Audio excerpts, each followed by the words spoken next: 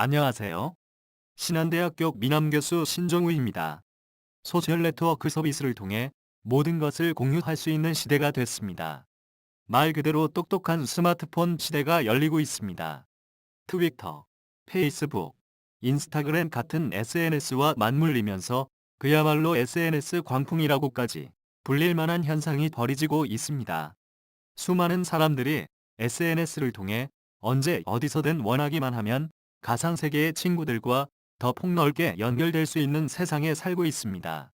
스마트폰으로 쉽게 나의 일상을 공유하고 다른 사람의 일상을 엿볼 수 있는 SNS는 이제 사람들에게 없어선 안 될 존재가 됐습니다. 하지만 이에 대한 부작용도 존재합니다. 절제 없는 공유와 개인정보 유출로 루머가 확산되거나 범죄의 대상이 되기도 합니다. 따라서 스마트한 소셜네트워크 시대를 살아가기 위해서 최근 미국의 에듀테인먼트 웹사이트인 하우스터브워크스가 소개한 당신이 절대로 SNS에 공유하지 않아야 할 10가지와 그 외로 추가로 몇 가지에 대해서 알아보고자 합니다.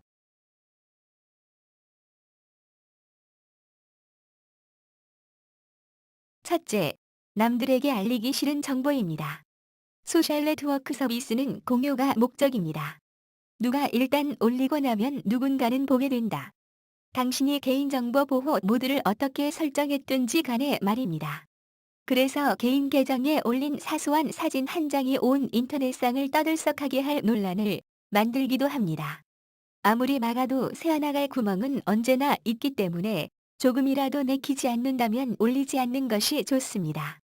그리고 위치 정보가 드러나는 사진이나 글입니다.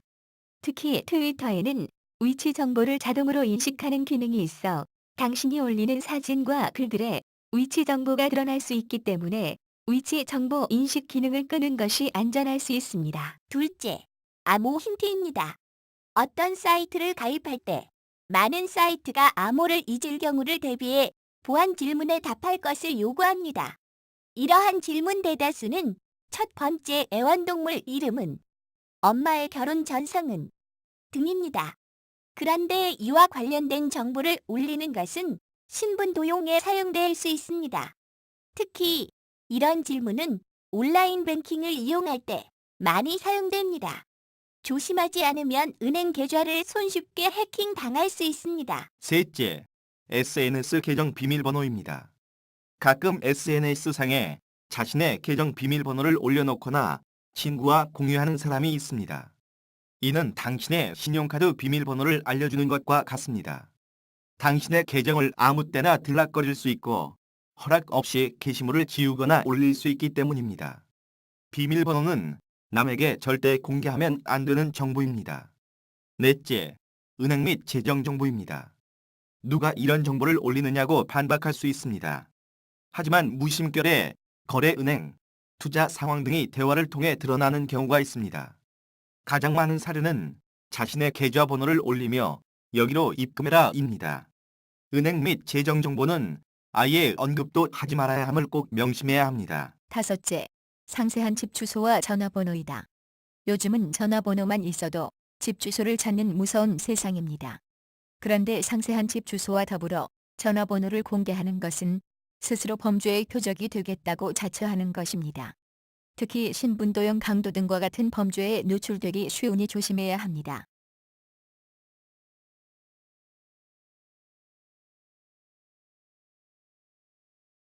여섯째, 아이들 사진입니다.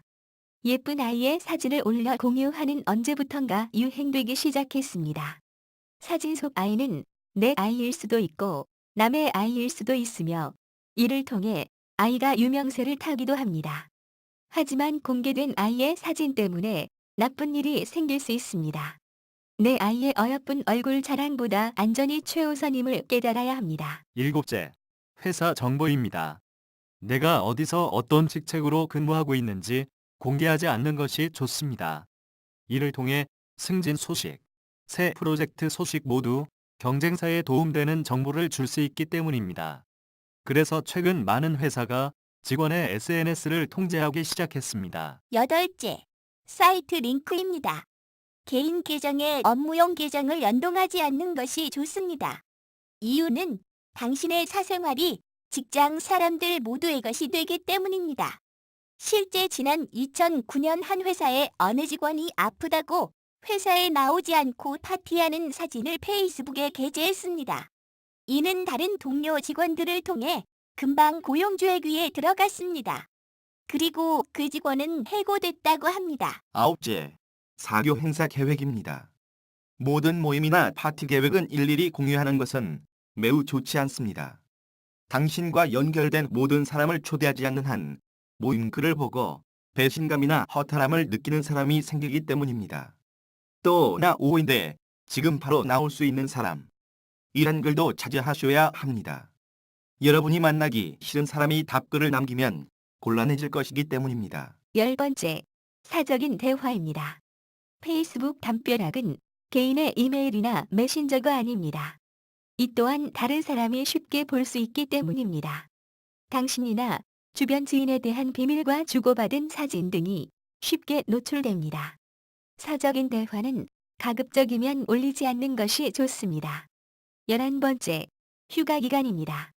당신의 휴가 기간을 공개하는 것은 당신의 집이 그 기간 동안 비어 있다는 증거가 될 수 있습니다.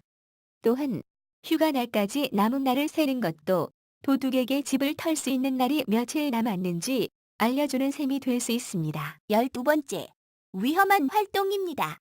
보험회사는 당신의 트위터와 페이스북을 확인하며 위험 요소를 파악하고 보험금 지급에 참고할 수 있기 때문에 암벽 등반과 같은 위험한 활동을 한 후 온라인에 알리는 것은 보험료를 인상시킬 수 있다는 점 참고하는 것이 좋습니다.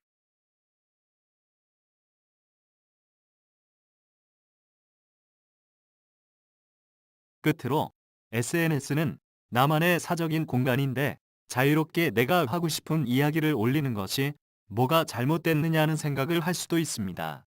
그러나 SNS에서의 인기만으로 충분한 만족감을 느끼는 당신이라면 몰라도 SNS는 물론 오프라인에서도 깊이 있는 인간관계를 유지하고 싶다면 분명 SNS 라이프를 체크해 볼 필요가 있습니다.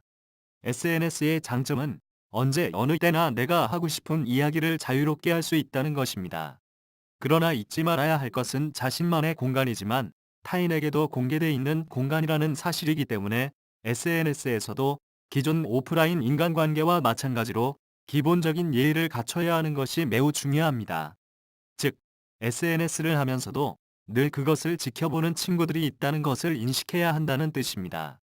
SNS를 통해 나의 일상에 관한 이야기, 개인적인 생각 등을 담은 콘텐츠를 올리더라도 그것이 보는 이로 하여금 상호 교감과 소통을 할 수 있도록 유도하느냐, 그저 일방적이고 이기적인 소음으로 전략하느냐는 바로 그런 부분을 고려했느냐 아니냐에 따라 좌우됩니다. 소셜 네트워크 서비스 시대를 살고 있는 우리는 지금 나의 SNS 라이프를 되돌아보면서 더욱 더한 차원 높은 삶의 지수를 누리기를 소망하면서 자판에서 손을 내려놓고자 합니다. 지금까지 신한대학교 미남교수 신종우였습니다. 감사합니다.